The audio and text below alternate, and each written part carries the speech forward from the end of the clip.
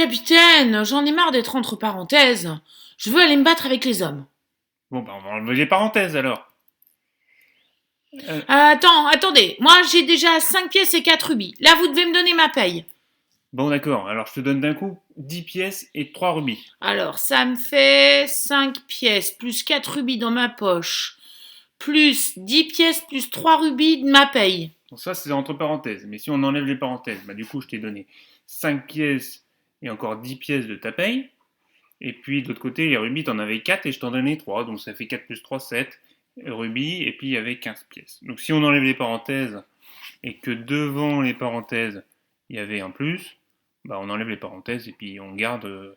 Ça change pas grand-chose. Non, ça change rien. Voilà. Un peu plus compliqué. Maintenant, tu as, avec ta paye, 15 pièces et 7 rubis.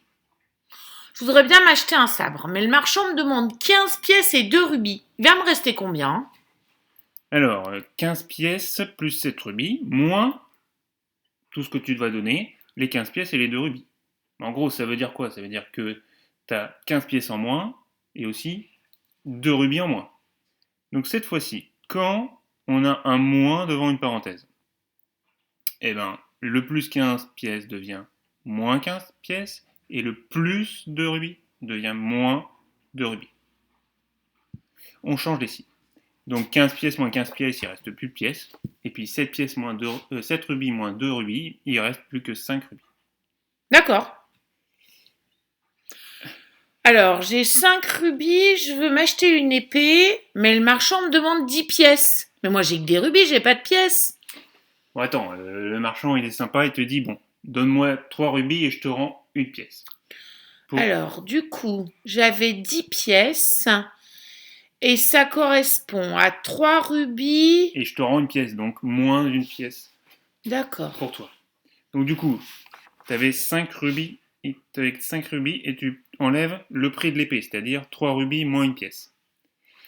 Donc, tu donnes 3 rubis, et je te donne 3 rubis, donc c'est un moins, tu as 3 rubis en moins, et je te donne une pièce, donc tu récupères plus une pièce. Ah, c'est pas vous qui me donnez 3 rubis, c'est moi qui vous donne 3 rubis. Voilà, tout à fait.